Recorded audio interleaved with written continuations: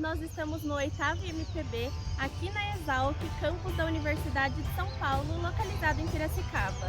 O tema dessa edição é Inteligência Artificial na Revolução Científica, Aplicações e Inovações. Diversos profissionais da área estão aqui hoje para se atualizar das modernas ferramentas do melhoramento genético de plantas. Para conhecer mais sobre esse tema e quem está trabalhando no dia a dia com isso, fica com a entrevista de um dos palestrantes do evento organizado pelo GEVENTO, Grupo de Extensão de Genética e Melhoramento de Plantas aqui da Exalc. Olá pessoal, nós estamos aqui com o Dr. Rodrigo Mendes, que é pesquisador da Embrapa Meio Ambiente e professor na Universidade de São Paulo. É um prazer estar com você, doutor. Você poderia contar um pouquinho sobre você, sua trajetória profissional? Obrigado, Mayara.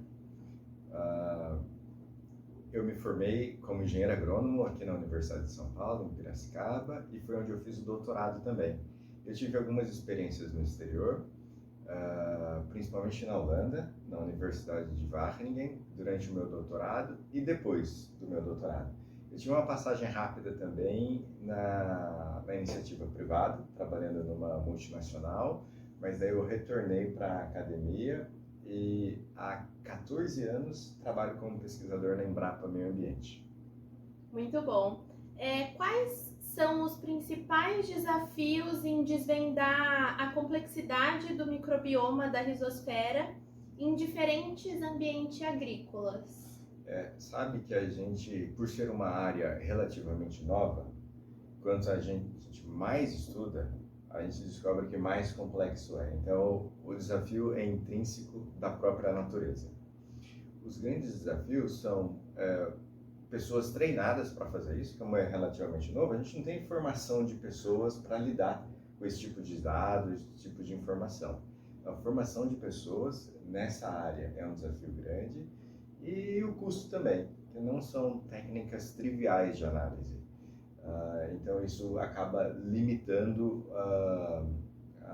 a nossa atuação nessa área. E agora, quando a gente fala da variabilidade dos sistemas de produção, especialmente no Brasil, a gente adiciona uma nova camada de complexidade.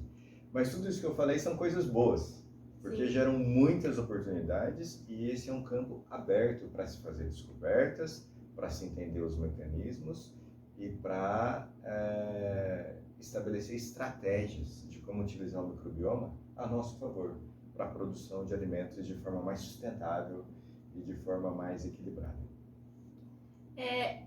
Você vê o microbioma da rizosfera como uma ferramenta promissora para aumentar a resiliência das culturas, tanto a estresse biótico e abiótico? Sim, o jeito que a visão nossa sobre o microbioma é como se ele fosse uma extensão do genoma da própria planta. Isso significa que a planta não precisa ter todos os genes para sobreviver e se desenvolver. Ela pode contar com a ajuda do microbioma. E a ajuda do microbioma para a planta enfrentar os estresses de patógenos, os abióticos, e estresses do ambiente, os abióticos, está presente como funções disponíveis para a planta acessar. Então essa é a nossa visão de como o microbioma complementa a capacidade da planta para se desenvolver e crescer.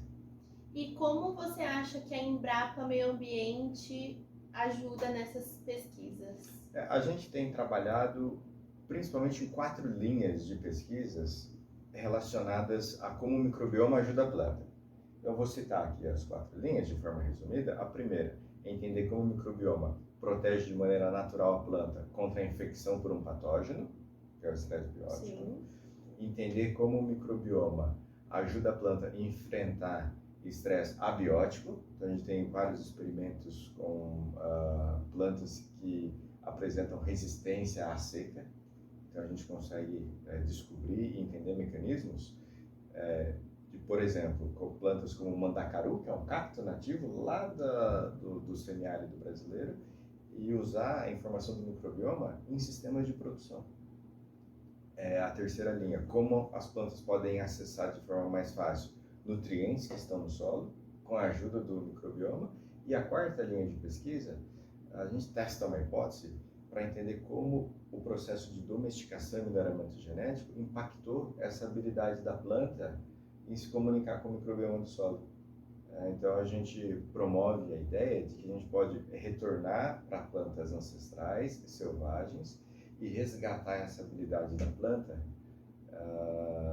em recrutar e se associar com micro-organismos benéficos. Como você acha que o conhecimento sobre o microbioma de rizomas pode ser aplicado no desenvolvimento de estratégias de manejo mais sustentáveis e mais eficientes agrícolas? O princípio é que a coevolução das plantas com o microbioma já preparou o sistema para enfrentar os problemas que a gente lida hoje nos sistemas de produção. Então, o que a gente faz, né, o conhecimento, é nada mais do que entender o que a natureza já deixou organizada para a gente e aplicar isso em sistemas, vamos dizer assim, artificiais de produção. A forma como a gente vê a possibilidade de explorar esse conhecimento em sistemas de produção é a seguinte. Bom, primeiro, um nível maior, para a gente ter um olhar mais holístico do sistema de produção, a gente chama de ajuste grosso do sistema, que é usar práticas conservacionistas que garantem uma alta diversidade de micro-organismos e de funcionalidade microbiológica no solo. Então, essa é a chave. Usar rotação de culturas, cultivo mínimo, sistemas integrados. A gente vai para um nível que eu chamaria aqui de ajuste médio, que é atuar na interface entre a planta e o solo, que é o que a gente faz hoje através do uso de bioinsumos. Então, a gente tem alguma necessidade específica, por exemplo, fixar nitrogênio, para ter acesso ao fósforo, ou para ter resistência seca, a gente usa micro-organismos inoculados na planta, no solo, que ajudam a planta a lidar com esses desafios. E a gente vai para um terceiro nível, que eu chamo aqui de ajuste fino, que é mais relacionado ao microbioma da rizosfera de fato, que é entender como mecanismos moleculares podem ser explorados para aumentar a eficiência do crescimento da planta, usando o mesmo input que a gente oferece. E a consequência desse conjunto de ajustes é que a gente vai conseguir depender menos de inputs químicos no sistema de produção. A gente explora o que a natureza coevoluiu para ajudar a planta a se desenvolver. E daí, quando a gente faz isso, a gente depende menos de intervenções artificiais e de produtos químicos. E a gente, dessa forma, pavimenta um caminho para uma agricultura mais sustentável. Muito bom. E agora uma pergunta minha qual dica você daria para alguém que ainda está na graduação? No meu caso, eu estou no terceiro ano de engenharia florestal e quer trabalhar como pesquisador na Embrapa. O que você daria de dica para estudantes?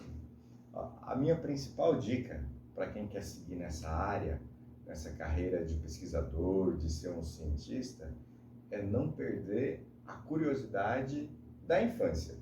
Porque, na prática, as crianças nascem cientistas. São sempre curiosas, querem entender, querem mexer, querem manipular para entender. E daí chega um momento na escola, talvez o sistema de educação acaba até atrapalhando um pouco isso.